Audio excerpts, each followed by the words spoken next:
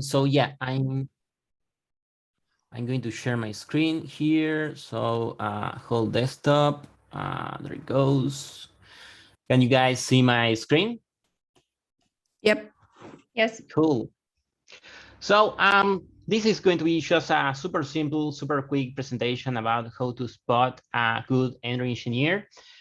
I'm going to link a Google document here at the end of the presentation that you guys can check later, where we have all these questions and all these things that we are going to go through more in detail. So you guys, if you guys want to use this in the future. But yeah, let me present here. There it goes. Cool.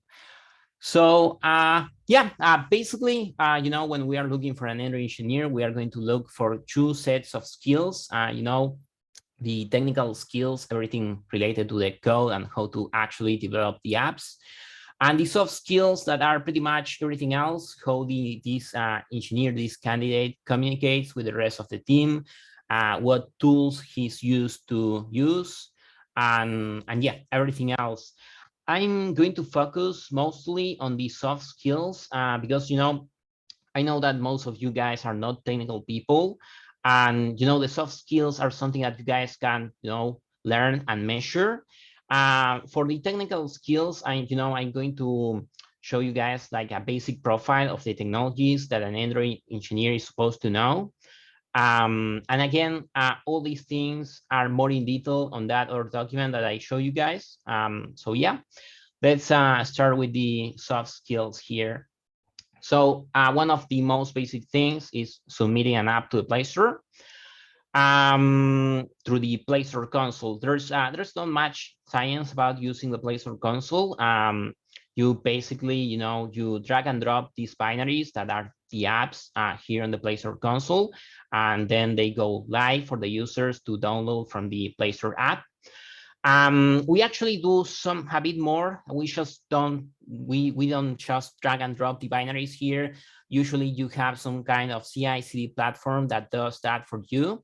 But just to keep things simple, let's say that we just drag and drop things here. We also have a few metrics here on the Google Play Store console that we care about. The two most important metrics are the daily active users, the amount of users who use the app on a daily basis, and the amount of device installations, how many users have installed the app so far. These metrics are important because these metrics are going to drive the deployment process to the Play Store. You know, it's not the same to deploy an app for an app that has like 300,000 daily active users than, you know, submitting a new version of the app for an app that has like 10,000 daily active users. Also, you know, we don't actually push straight to the production track on the Play Store and have the app go live at once. You have like different tracks. I'm going to go more in detail about these things now, and I'm going to be using this format where, you know, I explain things a little bit and then we go in detail, and then we have the question here that we can ask the candidate. So about, you know, binaries, APK or bundles. Since this year, the Google Play Store is not going to allow APKs anymore. You have to submit bundles. So, you know, the question that we can ask a candidate here is if you had to submit an app today to the Play Store from scratch, will you use an APK or a bundle? You know, the correct answer here is that there's not much of a choice. You have to use bundles nowadays. If to be fair, if you have an app on the Play Store, which, you know, you submitted APKs from before, you can still keep using APKs. You are going to get like this very annoying pop-up saying that you should migrate to bundles. But yeah, and then, well, about daily active users and rollouts, you know, I was saying that it's not the same to deploy an app for an app where you have like 300,000 daily active users. So, you know, what we usually do when you have an app with that many daily active users is that you do a stage rollout. You know, you deploy the new version of the app just to a tiny percent of the daily of the active users, like 10 or 20%. You do that, you keep an eye on the statistics, on, you know, you keep an eye on if there's any crashes or issues with that new version that the users are getting. And if everything goes okay, you go back and bump the rollout percent to 30, 40, 50, and repeat the same process again. Also, you know, one thing to keep in mind here is that when you push a new version of an app, most of the users are not going to get the updates right away, you know, because it takes some time. And also because, you know, some users may opt out from getting automatic updates. You know, they like to manually manage the updates. So, you know, you have to keep those things in mind. So the question that we can ask the candidate here is, you know, well, how will you manage the rollout process for an app that, you know, has like 300 daily active users? You know, the correct answer here is what I just said about keeping an eye on the statistics and bumping the rollout percent little by little. And, you know, if they say something like that, they are going to push at 100% at once, that's not the correct answer there. And then we have the release tracks here. Again, remember I was saying that we don't actually push to the production track at once. We have like different tracks that we use to submit the binary. We have three testing tracks. You know, we have the internal testing track that, you know, you can drag and drop the binary there, and it's going to be available immediately for testing users. You add these testers on the Google Play Store console using their email addresses. Then you have a closed track that, you know, is basically the same thing, but you can have more testers there. And then you have the open track. I don't know if you guys have ever seen that when you see an app on the Play Store, sometimes they have like this little pop-up there that says something like join the beta program, basically to become a tester there. That's what the open track is about. You drag and drop a binary there and it becomes available for those users who join the beta program. You know, the question that we could ask the candidate here is, you know, if you had to define the release process for an app, which track will you send the app first? And again, this depends on whatever the QAs are more comfortable with. And it also depends on the app itself. You know, for example, if you have a banking app where, you know, things are like super sensitive, you are not going to use an open testing track because you don't want users to use an early version of the app where you may have vulnerabilities, right? So yeah, that's the correct answer. You know, if someone says that they will push the app straight to the production track, again, that's not really correct. But by the way, guys, if you want to ask something, feel free to type something there in the chat so I can see it here, and yeah, happy to answer any questions.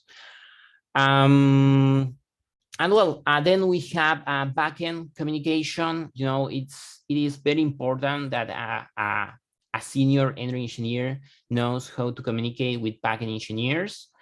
The network data is a precious resource on mobile. You know, it's not the same to ask the backend server for something and fetching and 10 megabytes response that, you know, fetching a smaller response, because, you know, we don't want to waste the user data plan.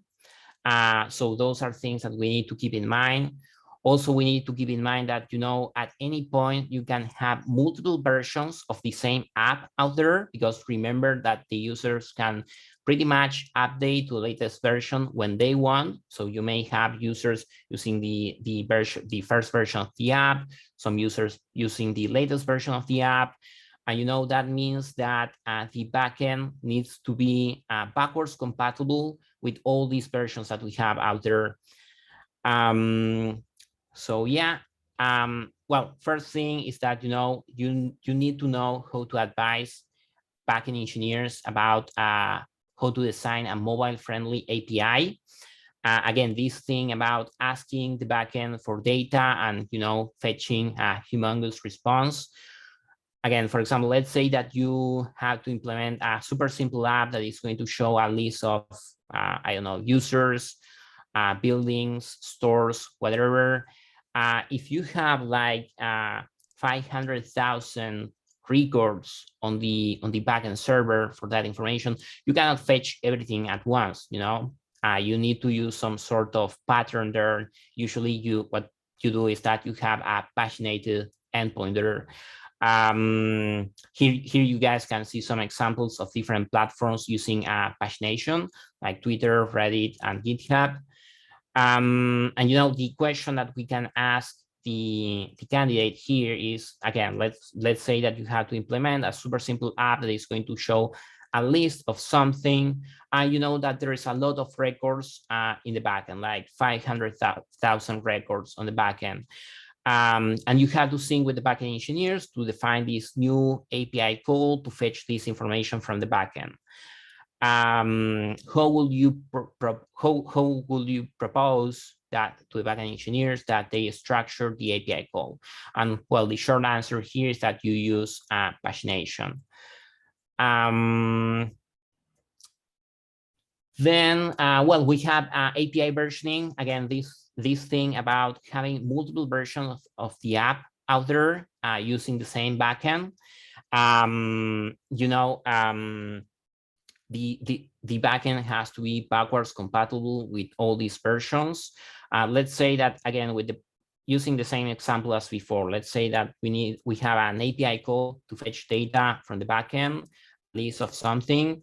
Let's say that the structure of that API call changes because of some requirement. You need to keep in mind that there's going to be all versions of the app out there, and those versions need to keep working as before, right? So what we can do here is that there are different mechanisms to version a backend API. The most simple mechanism is to have something like this, like the /v1, v2, v3, and have the new versions of the apps use the new versions of the backend API. There are multiple ways to do this. So the question that we can ask an engineer here is, again, using the same example as before. You have a backend API endpoint to fetch a list of data. And now this endpoint is going to require a new parameter there that is going to be mandatory. If you don't send that parameter, the endpoint is not going to work. So how will you sync with the backend engineers so this doesn't affect the old versions of the app? And again, the answer is that you can do some API versioning like this. You can also, it's something super common to have some sort of mechanisms in the app to force users to update to the latest version. So let's say that we are introducing breaking changes on the new API, and we want to force all the users to update to the latest version so they can keep using the app. Usually you have like some sort of feature flag somewhere that you can activate, and all these users using the old version of the app, next time they open the app, they are going to see some sort of UI there saying, some sort of pop-up saying, please update to the latest version of the app. And yeah, that's pretty much the answer that we want there. Then we have design communication, how this candidate communicates with the design team. Something that we don't want is an engineer who sits and waits until the designers reach out with all the assets that he needs to implement a feature. When you have to implement a feature, a new screen, a new piece of UI, you usually need to export these assets, these PNG images that you are going to use for the icons and everything else. And it is a good thing that an Android engineer, a mobile engineer, knows how to use these tools to export those assets himself. So this is a pretty open question, but what we want to ask here is how will you interact with the designers and in order to implement their designs? What kind of tools or platforms are you used to work with? The best well-known platforms out there are Sketch, Zeppelin, and Figma. Again, I'm not a designer, but as an Android engineer, they pretty much have all the same features. It's super simple to export assets from these platforms. Usually on Android, we use SVG images. We don't use PNG images because, SVG images are easier to handle. But yeah, the question that we want to ask candidates here is how they interact with the designers. What else? QA communication. A good Android engineer, a good mobile engineer is going to try to avoid as much as possible all the back and forth when, implementing a feature or fixing a bug. That means that, if you have to work on a bug fix for something that is breaking on the app there, the best thing that you can do is to sync with the QA engineers to get all the repro steps. What's the actual issue there? Usually, it's nice if you record a quick video of how the bug fix is working, all the scenarios that you have tried so far. So, maybe the QA engineers are going to be like, you test all these scenarios except this scenario here. So, it's a little bit of lazy engineering if you just push the PR and once it gets merged, update the ticket and that's it. You want to sync with the QA engineers so you can avoid all this back and forth. And yeah, again, super open question here. What we want to ask the candidate here is how do you usually interact with the QA engineers? And we want to hear something like that, that they provide the repro steps when they are working on a new bug fix or a new feature, that they communicate somehow with the QA engineers to make sure that they got all the repro steps right. Yeah. Oh, sorry. I see there's a chat. Oh yeah. PR is a pull request. Yeah. Sorry.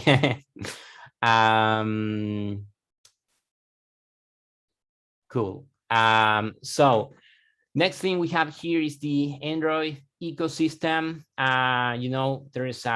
are multiple Android devices out there, multiple vendors, Samsung, Motorola. There are multiple Android versions. It's not the same creating an app that is going to target like Android 5 all the way to the latest version, that creating an app that is going to target Android 9 all the way to the latest version.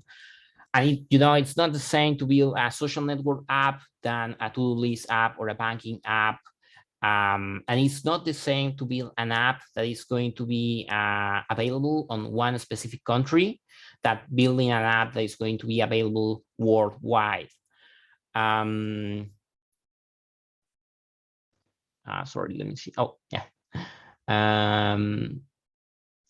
So the first thing we want to talk about here is OS compatibility. This thing about, that is not the same thing to build an app that is going to support all Android versions all the way to the latest version. The wider the range of OS versions we target, the more compatibility code we are going to need. Here you are seeing how the permission system used to work on all versions of Android. For example, before Android 5, you used to have to agree to all the permissions before installing the app. Then after Android 5, we got permissions on the fly that basically, the user can grant or deny these permissions as required. And on the latest Android version, we have one-time permissions. That means that you open the app is going to ask you for something like using the camera, and you can grant permissions only this time. So all this requires compatibility code that, that usually takes time. And yeah, again, this is an open question because it's not just using compatibility code and checking that everything works and everything is backwards compatible with all versions. But what we want to ask an Android candidate here is if you have to develop an app that is going to target an old Android version like Android 5 all the way to the latest version, what things will you keep in mind? And the most important thing that we want to hear here is that they are going to make sure that everything is backwards compatible using a compatibility code. And then we have, well, this thing about, that is not the same to develop an app for one specific country or an app that is going to be available worldwide. And that is not the same to develop an app that is going to be, like a social network app or a banking app.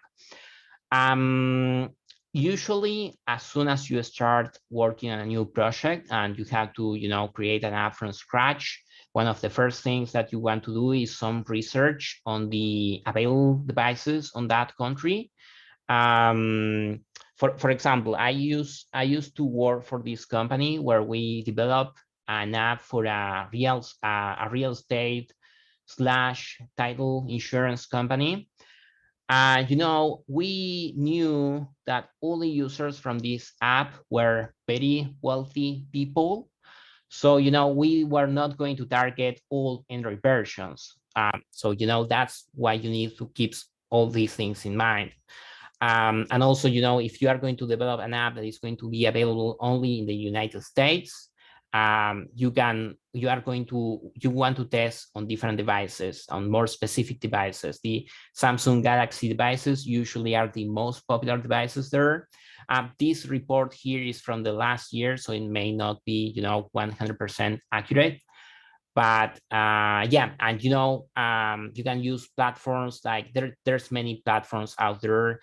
Device Atlas is one of those, but there's many platforms where you can get these reports and these statistics.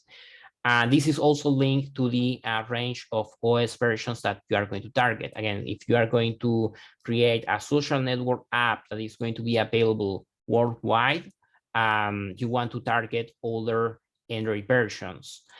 So again, super open question here, but what we want to ask is something like this. What things will you keep in mind if you have to build an app that is going to be available only in the United States, or if you have to build an app that is going to be available worldwide? And we want to hear something like this, that the candidate will do some research on the most popular devices and Android versions there in that country. Yeah. Well, this is basically about, that at first I was talking about the soft skill and the technical skills. This is the technical background that we want on an Android engineer. Here on the green rectangle, we have all the technologies that a senior Android engineer is supposed to know nowadays. And this on the here on the red rectangle, we have the outdated technologies. So, for example, most Android engineers nowadays use Kotlin just because you can get rid of a lot of boilerplate code and it's much more safe, and the language features make the app development much more comfortable. For the architecture, how we organize everything basically. Most Android engineers nowadays use the MVVM architecture, that is model view model, because it's the official architecture proposed by Google, and we actually have classes and tools on the Android SDK to implement this architecture. MVP, MVC, MVI, all these architectures were defined by the Android community, so there's no official support there. Then for the database technologies, most people nowadays, they use either Realm or Room. I prefer using Room because it's the official database framework from Google, but they both are good. We don't want an engineer who only knows about using old frameworks like Greendale or raw SQLite. Dependency injection, that is basically how we reduce the amount of boilerplate code through the code. There's two frameworks out there that most engineers use nowadays, Dagger and Coin. Personally, I prefer Dagger because it's the official dependency injection framework used by the Android development team. Coin is the dependency injection framework from Kotlin. And yeah, we don't want, there's many outdated Android engineers out there who rely a lot on singletons. Singletons are not testable. In the long run, they are going to mess with a few things. But yeah. Then for everything related to asynchronous calls and synchronous code, we want engineers who have some experience with RxJava or Kotlin flowables. Rx has an implementation for all the different languages or out there. There is a version of for Kotlin, but the API is pretty much the same. So, if you have an Android candidate who knows about RxJava and or Rx Kotlin, that's pretty much the same. We had a chat message here. Do you use native languages and frameworks for development, or you also have experience with cross-platform technologies and frameworks? Well, that's a very good question. And, it's a whole topic itself. I do have some experience with cross-platform technologies. I try to not do cross-platform work anymore.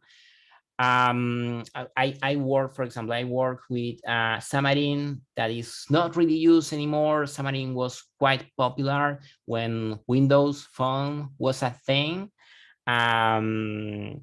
Also, I have some experience with PhoneGap, which is also super outdated. Most people nowadays, if they want to develop a cross-platform solution, they go with React Native. Cross-platform development, that's okay, but there's a few issues that you are going to run into when you do cross-platform development. The first issue is that most of the clients, they want all the features that you get when you have a native app with a cross-platform solution that is cheaper. And you have to go through these whole situations of sitting with the client and explaining that there are some constraints if you go with a cross-platform solution and this and that. That's why I haven't done any cross-platform work in quite some time. But yeah, if you want, I can prepare something more in detail. Again, there is a lot of things to talk about, and there is a lot of history behind that. There's some companies who started doing cross-platform at first, for example, Airbnb, and then after that they moved to a native implementation to provide a better user experience. And yeah, then you also have Facebook. Facebook uses React Native, but Facebook, they also develop React Native.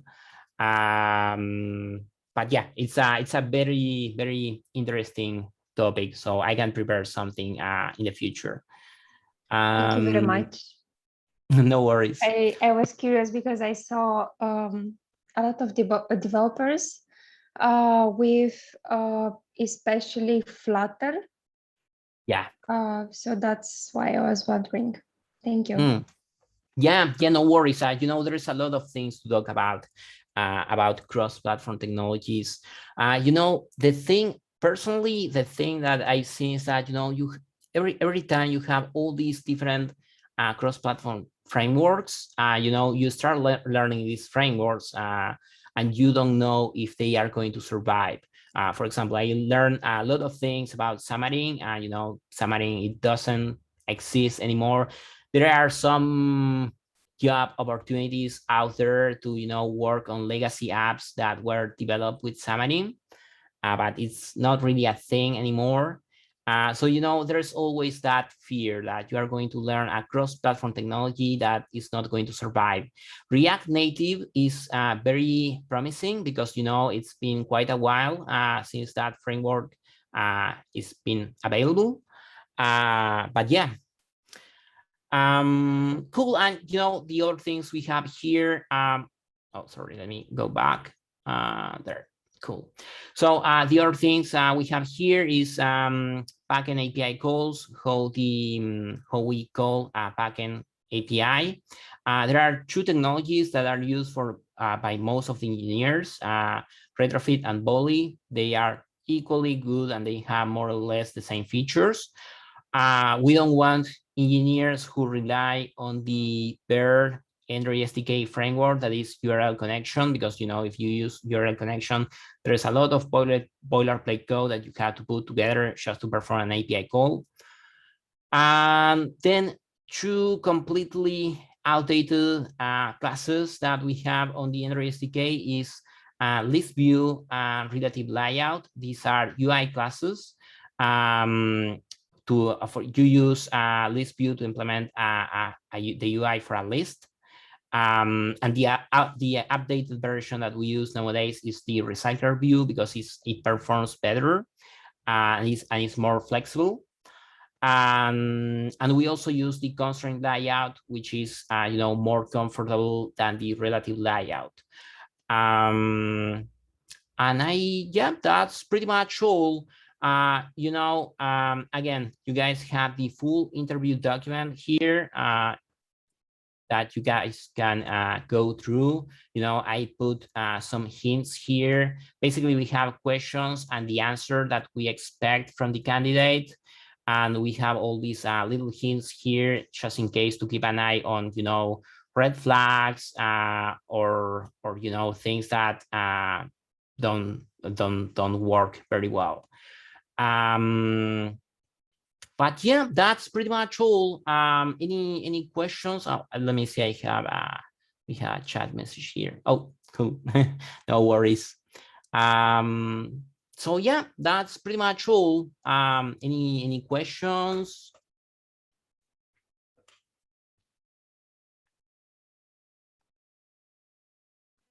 Okay, I have a question. Thank you very much for your presentation. It's a simple question, but I haven't seen it in the slides. In case of full stack developers, what are the most common backend technologies to work with Android? Sorry, I didn't get the first bit there. Okay, again, sorry. I go again.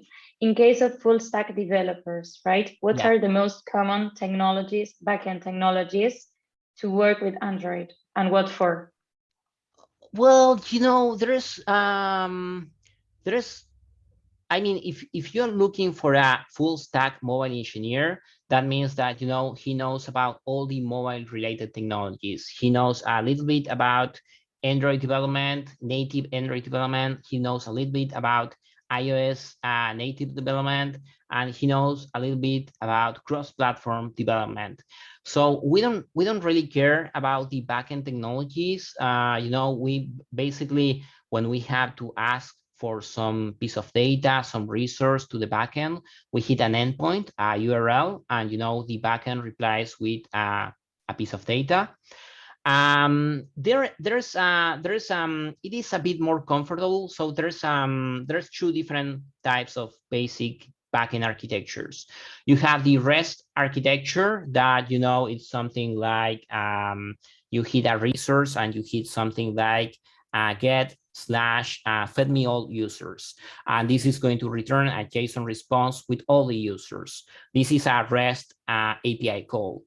And then you have a GraphQL backend architecture that it's quite popular because one issue with the one back and forth that mobile engineers we usually have with backend engineers is that sometimes they return data that we don't really use on the app.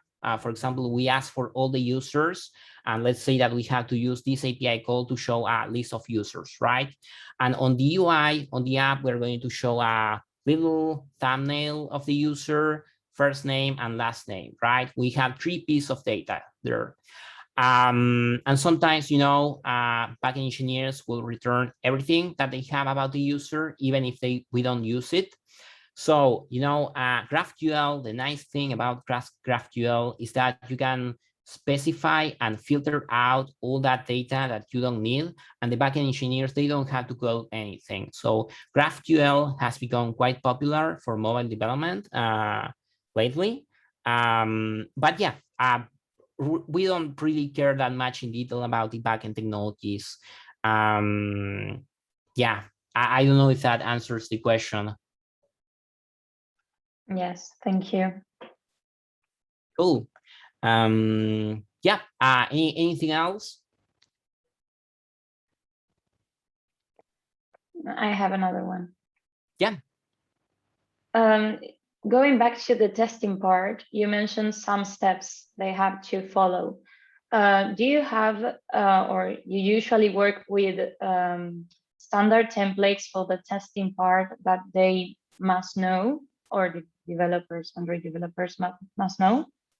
Well, yeah, that's a very good question. One thing that all mobile engineers we use very much is some sort of proxy tool.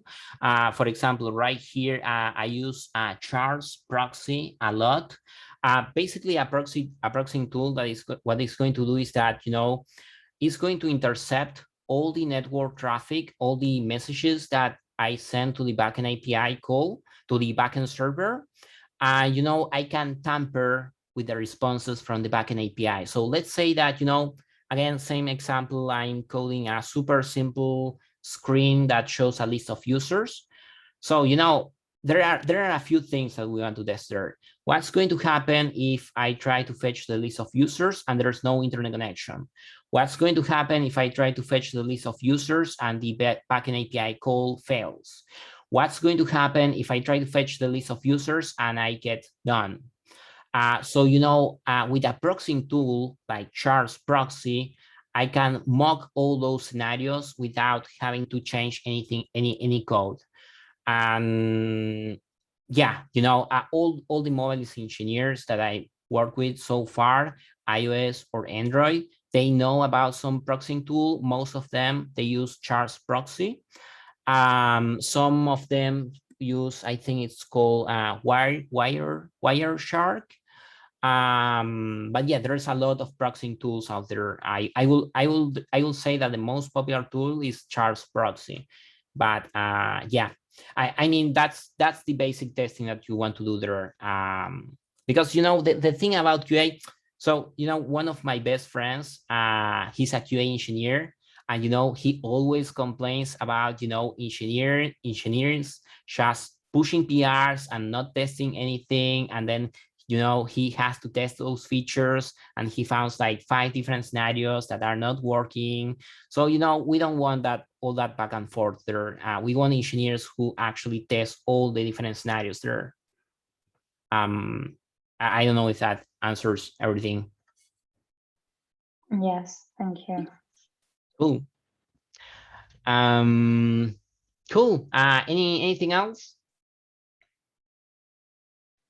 Yeah, I have a last one, sorry. Yeah, no worries. Keep it coming.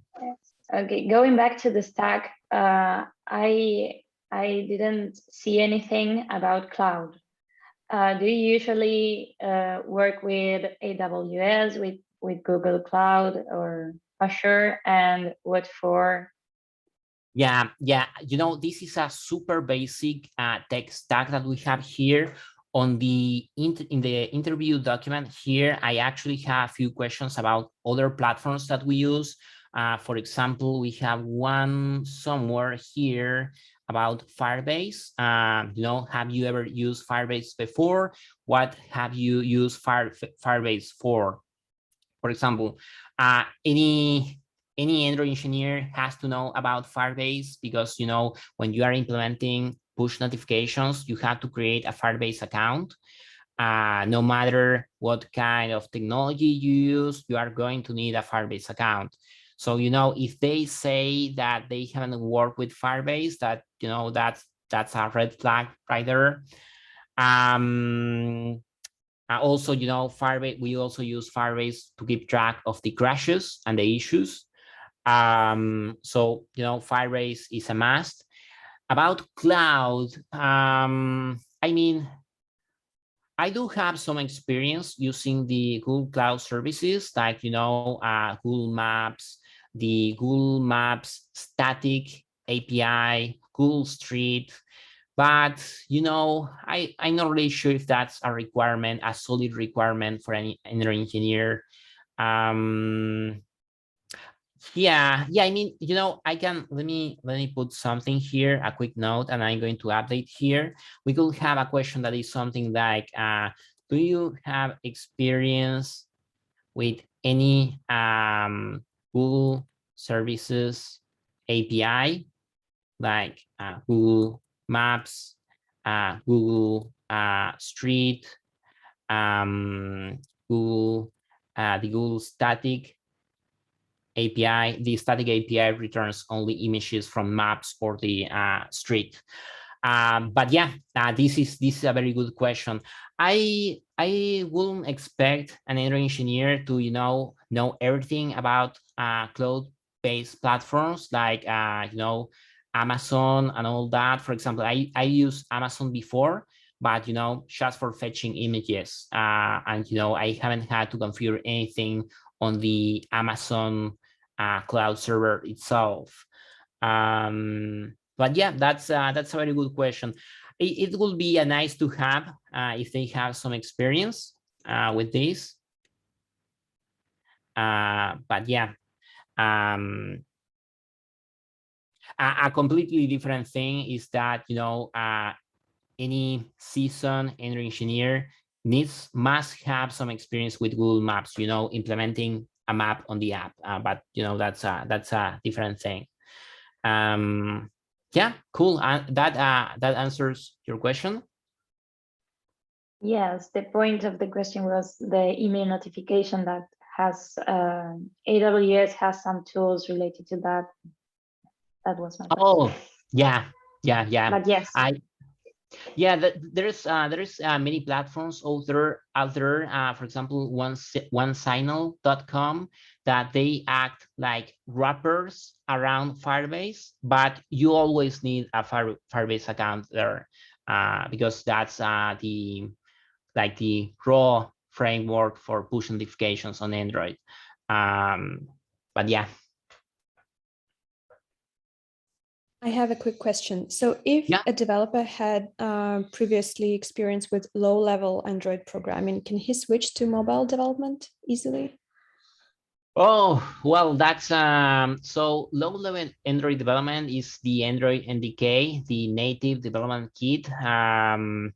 I have done little to nothing with the NDK. You know, I remember I used to work for like a music streaming platform.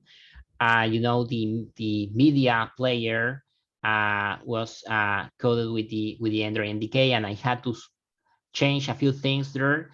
But I mean, you know, using the Android NDK is so complicated that I will say that, you know, if they have experience using the Android NDK, low-level Android development, they should be able to pick up really fast on, you know, native Android development.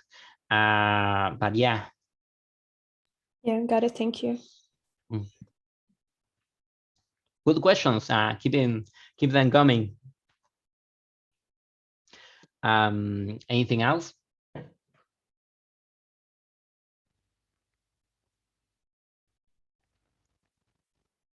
Cool. So I guess we are almost there with the time. So yeah, I don't know. Do you want to finish here, Nate?